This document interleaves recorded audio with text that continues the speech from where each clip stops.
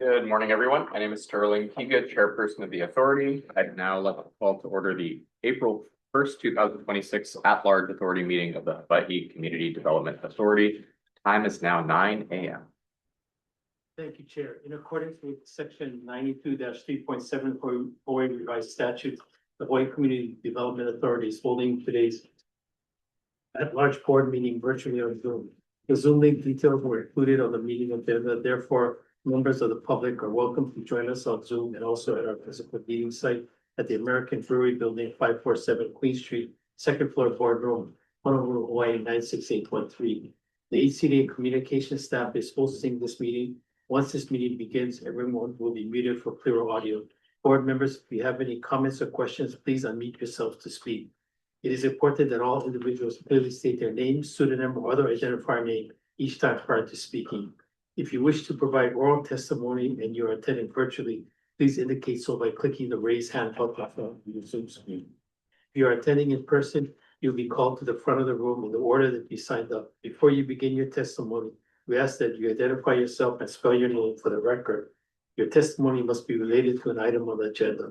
All testimony will be limited to a maximum of 3 minutes. When time has elapsed, time will be called out, after which you will have 30 seconds to conclude your testimony, and then your audio will be turned off. If you are attending in person, the presiding officer will call the next testifier. Keep in mind that this is an opportunity to share your thoughts with us. If you ask questions during the testimony, neither the board nor the staff is required to provide an answer. If the authority's connection for the remote meeting is lost, the meeting will be recessed until the connection is restored. If the connection cannot be restored within 30 minutes, the meeting will terminate and the authority will continue the meeting at another notice date. Thank you. Thank you.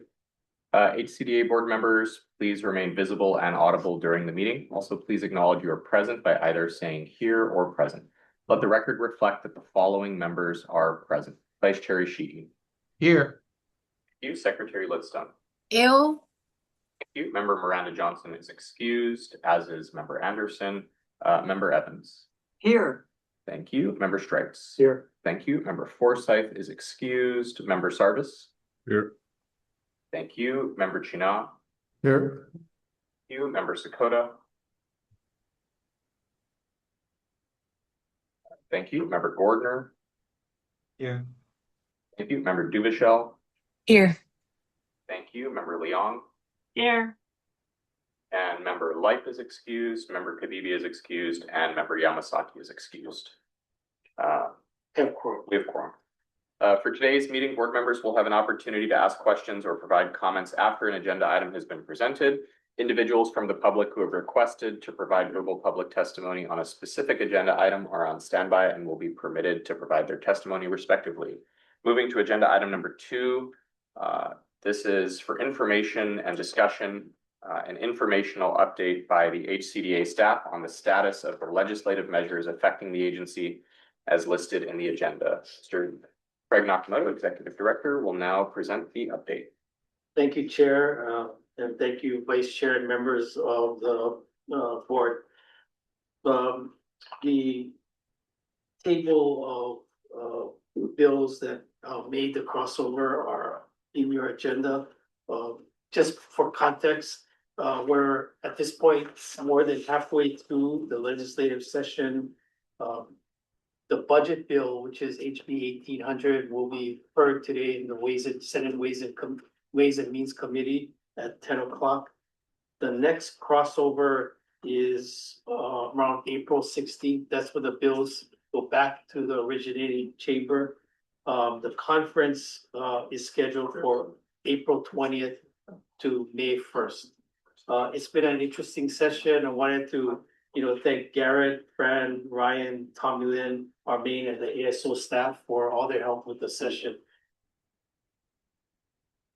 Turning to the matrix, the agenda, I won't cover every one, but I'll kind of go over the important ones.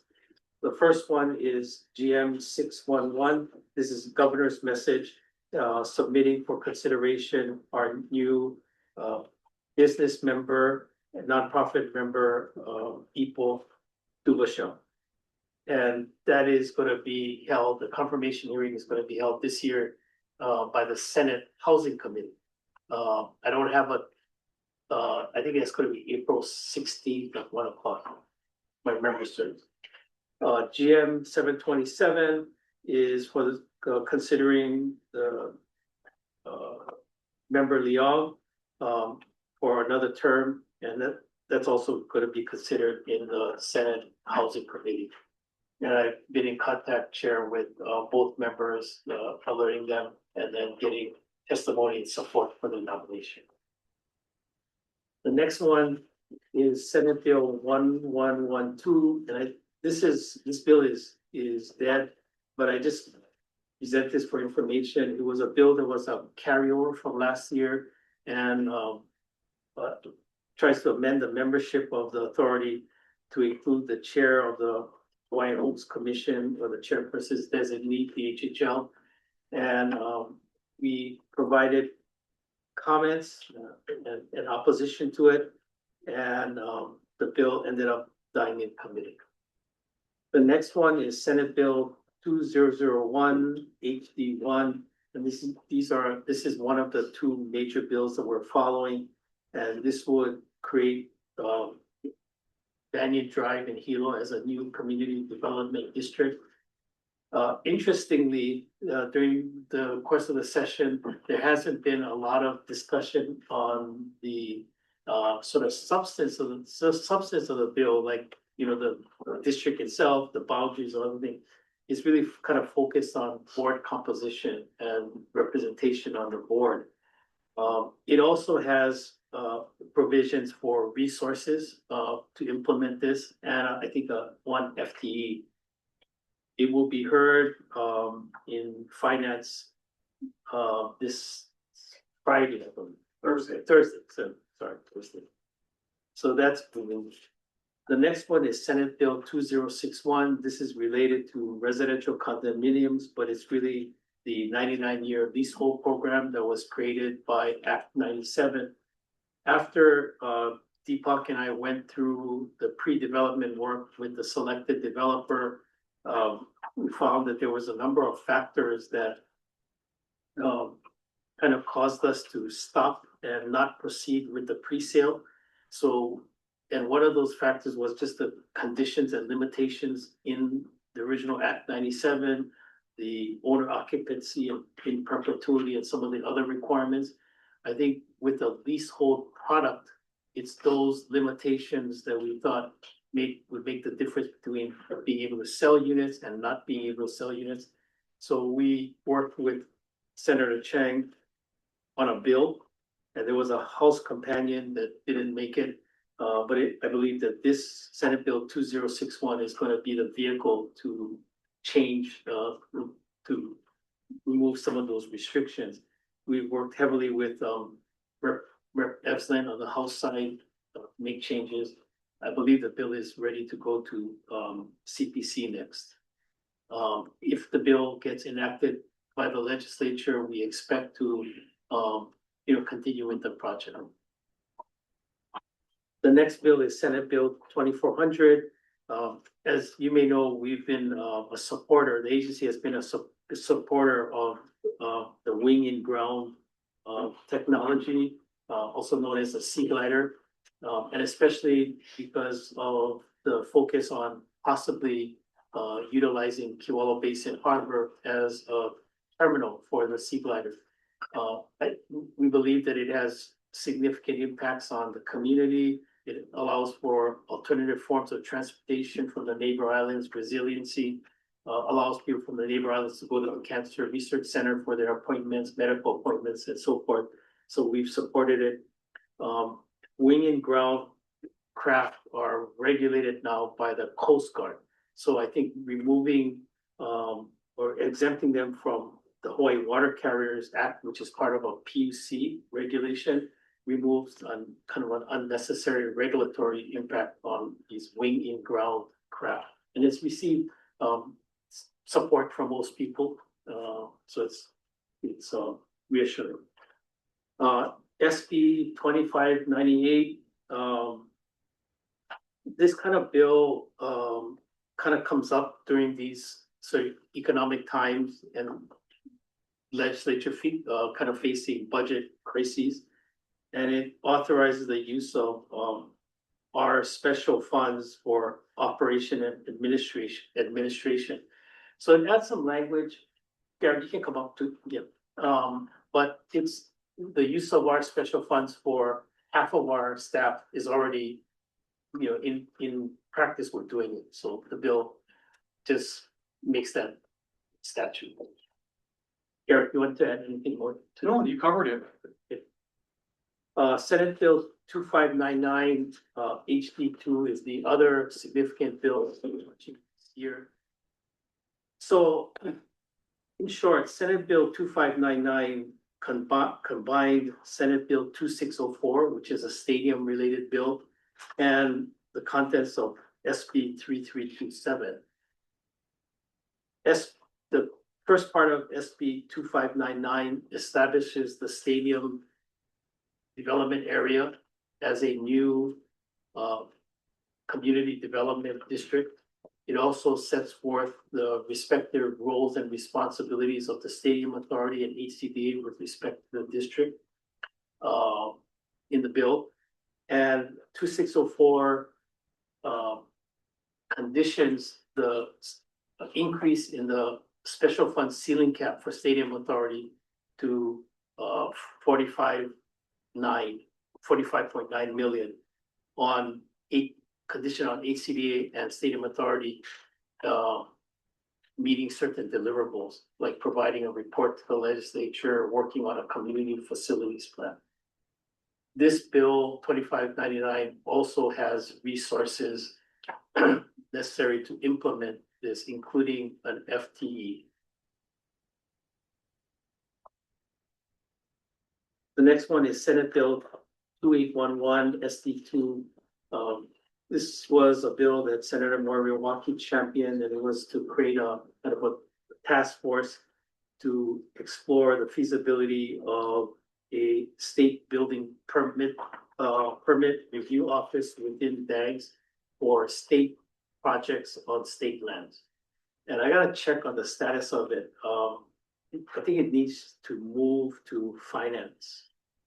If I'm not mistaken. The next bill is Senate Bill 2921. I'll let Garrett do that one. 2921 transfers to the general fund excess balances of non-general funds. So in our case, it's special funds. We provided testimony that all of them, were received for a purpose and to be used for a certain purpose. So we're monitoring as it goes through finance committee to see what is included or excluded. Thank you, Garrett. Senate Bill 3029 HD1 is a bill that was championed by Senator Lee. It's kind of called the Summer Streets Pilot Program, modeled after a similar program in Sweden. And what it does is close streets for a significant period of time, not just 1 day, 2 days, but months, to allow for people walking, bicycling, and all that. And originally it was for applicable to all the counties. The House Transportation Committee revised the bill, and it's now applicable to only one county with a population less than 300,000. And HCDA would select that county. So the counties that would be applicable to are Hawaii County, Maui County, and Kauai County. The next bill is Senate Bill 3069 and creates civil service exempt positions within the Department of Accounting and General Services, Public Works Division. And what this is aimed at doing is kind of creating a special team to work on complex projects, including the stadium. So we've supported that, and that's something that DAGS supports. Senate Bill 3218 and 3219 allow for housing infrastructure growth bonds, and we've supported that because of our involvement with TOD. On the next page, House Bill 1800, I'll let Garrett touch on that. That's the state budget. As Craig mentioned, we have a hearing this morning for it. Included in the budget is our regular personnel that are made up of general and special funds. In CIP, we have the East Kapolei EIS that was already in, and the HD1 added in the HEA master plan update. We're supportive of both of those projects. Thank you. Yeah, and the HEA master plan update was added on the House side by Representative Kitagawa. And the reason that it was in our request originally, but was taken out, was to kind of amend the master plan to take into account some additional uses that Kakoa EV is planning for HEA, including agricultural cow hauling on the site to allow for basically agricultural housing for security, monitoring and safety purposes and other infrastructure improvements. The next one is House Bill 2616. So this is the other, the House Bill version of the Banyan Drive bill. So I think this bill is not going to move any further in the Senate. I think that the vehicle for Banyan Drive is going to be the Senate version that was introduced by Senator Ringo. So I think House Bill 2016 is going to die.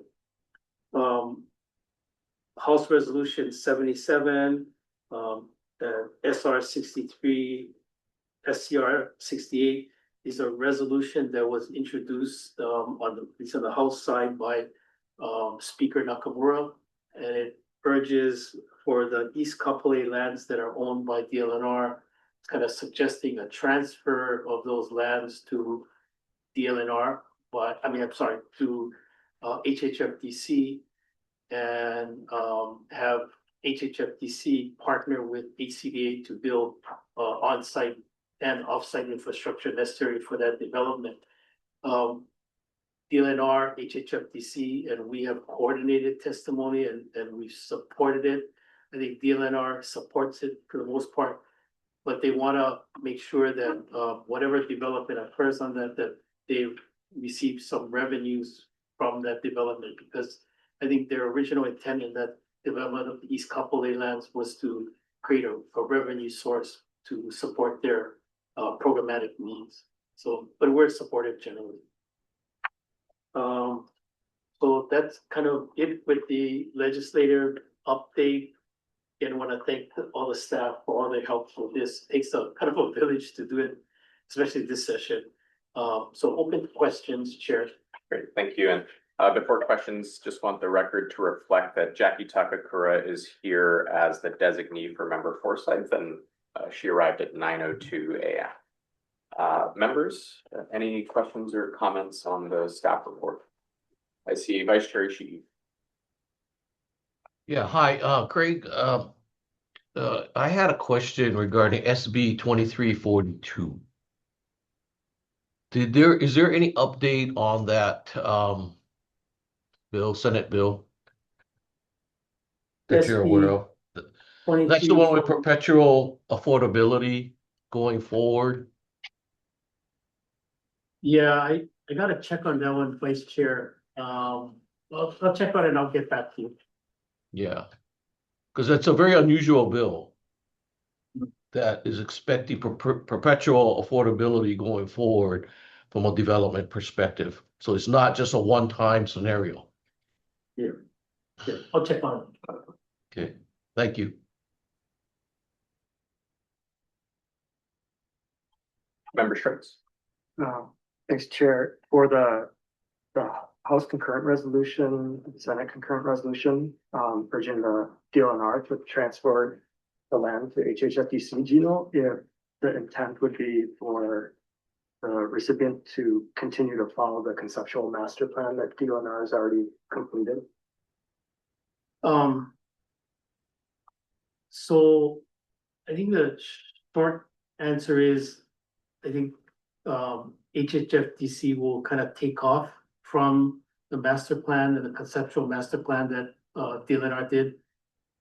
But where I think they might depart from that master plan goes to the reasons I think these resolutions were introduced. I think there's a feeling that because East Kapolei property is in a TOD zone, it's also in a place where the rail is already at, that there's a need to build more density into this parcel. So to the extent that, that HHFDC feels that more density could be built there, the answer is probably not. They might not follow it, and they might try to, incorporate more density. It will require, our part, Ryan and his team are doing the infrastructure master plan with Jacobs for East Kapolei. So anything that comes out of, the planning by HHFDC for those lots will have to be incorporated or kind of considered with that. They're finishing that up now, but it's gonna have to be considered as part of it. We also have, as Garrett mentioned, the East funds for the East Kapolei EIS to follow. So all of those things have to kind of be aligned. Okay, thanks. Yeah, because the DPP did provide comments on their EIS related to that conceptual master plan, urging consideration of like higher density, and especially as it relates to housing. So I think that aligns with the intent of these resolutions, is to try to get more density. Great, thank you, Member Straits. Member Leon. Regarding Senate Bill 2921 SD1, relating to state funds, Garrett, what funds are exactly up for grabs in your financial report, or are there any funds that are liable for this? So all of the special funds are on the list. The Hawaii Community Development Special Fund, the Kalailo and Heia special funds. The table is blank, so there are no dollar amounts in it. We're anticipating as this goes through, it'll remain zero throughout the whole process. Until context. Okay, all right, thank you. Thank you, Member Leon. Members, any other comments or questions? Seeing none, we'll move to public testimony. Do we have any persons pre-signed up to provide testimony? Any persons present or online who wish to provide testimony? Seeing none, we will close public testimony. That item was for information purposes only, so thank you, staff. We'll move to the next agenda item. This is an informational presentation by the HCDA staff regarding providing assistance under Act 252 SLH 2025 to the Department of Business, Economic Development and Tourism and the Office of Planning and Sustainable Development on the plan, design, and construction of a sand stabilization structure for the Kawehewehe sector of Waikiki Beach, Honolulu, Hawaii, and the preparation of a comprehensive plan for Waikiki beach improvements. Mr. Craig Nakamoto, Executive Director, will now present the staff report. Thank you, Chair. The staff report for this item is in tab 2 of your packet. As Chair mentioned, this is an informational item. It was intended to bring this information and this request for assistance under Act 252 to the board to obtain their comments and thoughts, and then perhaps at another meeting date, bring this back for action. So the background and context for this, this is well known. The tourism is the big economic driver for the state of Hawaii. Waikiki Beach is, recognized as the, iconic of Hawaii and a large important tourist destination. Waikiki Beach itself, which is the subject of this staff report and this project, is, and I didn't know this, it was an engineered beach. So because it's an engineered beach, it's subject to erosion over time, requiring, periodic sand replenishment and replacement. But the replenishing doesn't stop the erosion. The wave action requires that the replenishment be done periodically. All of this kind of points to the need for permanent beach improvements to not to stop the erosion, but to slow down the erosion of sand. So permanent beach improvements are being considered. WIPSEDA, the Waikiki Beach Special Improvement District Association, DLNR, DVED and OPSD have been collaborating on beach improvements. There was a final environmental impact statement assessment that was done for Waikiki Beach improvements that was signed by the governor December of 2024. The projects that are being considered is on page 2 of your staff report. And one of the priority Waikiki Beach improvements projects that was identified in the EIS is the planning, design, permitting, and constructing of a sand stabilization structure in the Kawehiwehi sector of Waikiki Beach. So the Kawehiwehi sector of Waikiki Beach is essentially that area around the Halekulani Hotel. The second project is completing a comprehensive plan for Waikiki Beach improvements that will provide a long-term and holistic improvement strategy for Waikiki Beach. OPSD has a $5 million appropriation for the planning and design of a Waikiki sea level rise resilience and adaptation project that can be used for the completion of that comprehensive plan. And OPSD will implement that. There is also a request for $7 million in green fees to plan, design, and construct the Kawehiwehi sector sand stabilization project, which is included currently in House Bill 1800.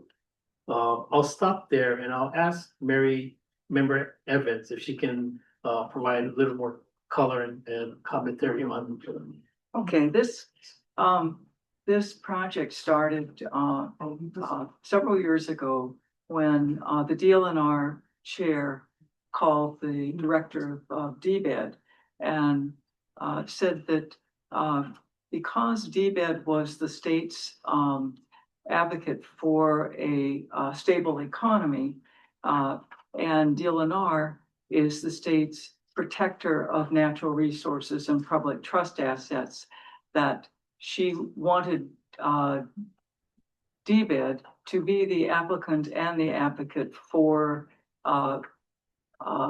projects that would stabilize and replenish sand at Waikiki Beach, because it is part of our economy. And so DBED accepted that request. And the first thing that we did was we looked at the programmatic EIS, which covered a number of different projects for Waikiki Beach. And that was accepted by the governor. And then DLNR and OPSD and DBED continued to collaborate on planning for the most critical project, which there seems to be a strong consensus, is the Kawehiwehi Beach sector, because there is no longer any dry sand because the waves are washing up against the shoreline, which has been hardened for over 100 years with legacy seawalls that are grandfathered in to the regulatory regime that DLNR and the counties administer as regulators. So that's an area where there's a safety concern, because residents and visitors have to walk through the waves to get from one side of the beach to the other side where there is dry sand. And it is an area that where there is a need for a safe dry sand lateral access for public benefit. Now, there's also sand stabilization could provide a benefit to the private sector as well, that have hotel and structures on the fast land above the wave action. So there's been discussion, and there's a resolution that has been heard in the legislature to develop a shared cost principle where private benefits will pay for private improvements and public benefits will pay for public safety and access.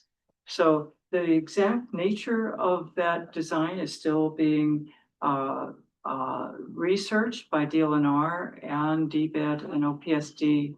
So we don't have a design to present to HCDA at this point, but we look forward to working to get that together. And the reason we have asked HCDA to consider using the authority that they were granted in Act 252 SLH 2025 is because the Office of Planning and Sustainable Development does not have the mandate to do design and construction, but DLNR and HCDA do. And so working with them, we hope to develop a design, and then based on the design, fill out applications for permits that would be needed for such a structure, and then move to construction. The funding that is currently being considered at the legislature is under the Green Fee program. The Green Fee program, which was adopted last year, does provide a continuing source of revenues, tax revenues, that the governor can make recommendations and the legislature can approve for projects that fall into three buckets, one of which is sustainable tourism.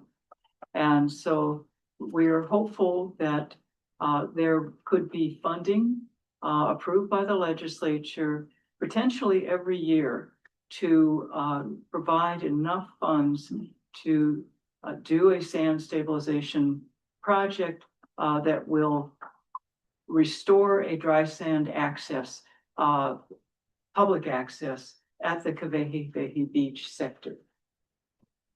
Thank you, Chair. Back to you. Thank you, Member Evans.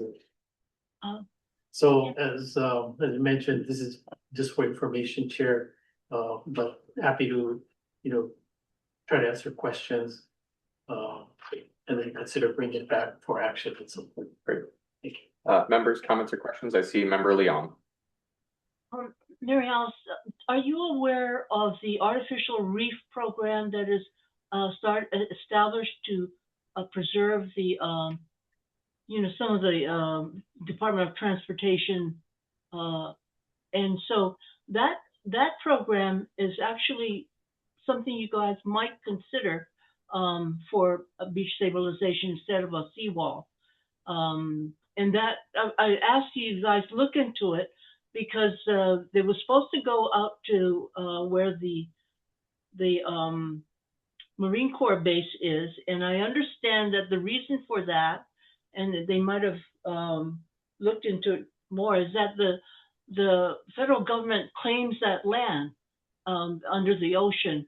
And who claims the land under the ocean by the Waikiki? Is it the state? Do you guys know? I'm aware of the project, Member Leon, but I actually thought it was the Department of Transportation was using DARPA funds to pilot it off Kalaeloa, rather than, they originally started looking at Kaneohe Marine Corps Air Base, but I think it's been shifted. And so this is something that we are following, that DLNR and OPSD and DBED are watching carefully, because if it proves to be beneficial, we would certainly look at that pilot project as a model for other areas that have are experiencing wave erosion and that are making public trust assets less accessible and less safe.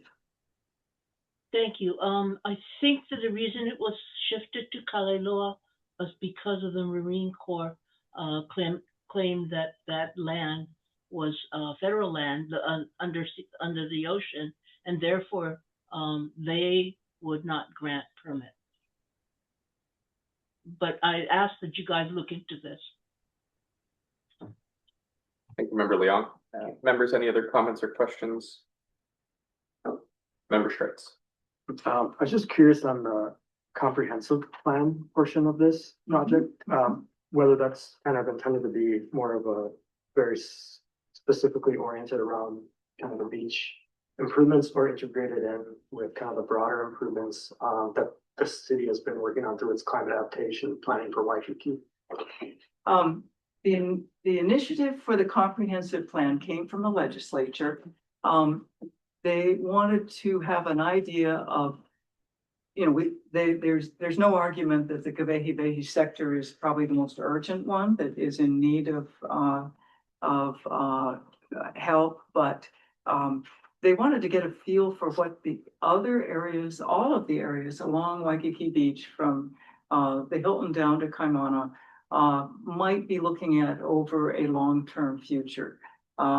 This is to help plan for CIP requests that might come in that, they would want to have that, know what they might be looking at over the long run. So with the legislature initiating it, we did talk to Alex Yee at the City Office of Resilience and Laura Thielen for the City Department of Parks and Recreation and Noel Cole from DPP about the different planning aspects that the city has for Waikiki. They have the special area plan, Parks and Recreation has EO, has title to the shoreline parks in that area and some beach right-of-ways that are critical to the design of changes. And of course, it is a climate adaptation plan, although it's not specifically directed at sea level rise.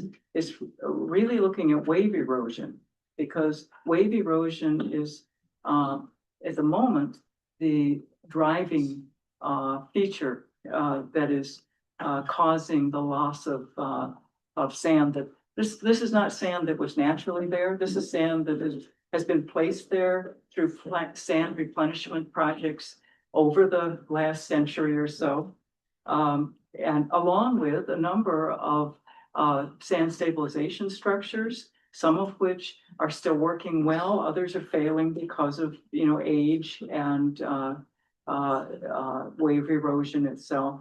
So there's going to be a lot of work to do, and we will be definitely working with the city on those. Okay, thank you. Great, thank you. Members, any other comments or questions? I just want the record to reflect that at 9:25 a.m., Member Forsyth's designee, Jackie Takakura, had to leave the meeting, but we still have quorum, so it's not a problem.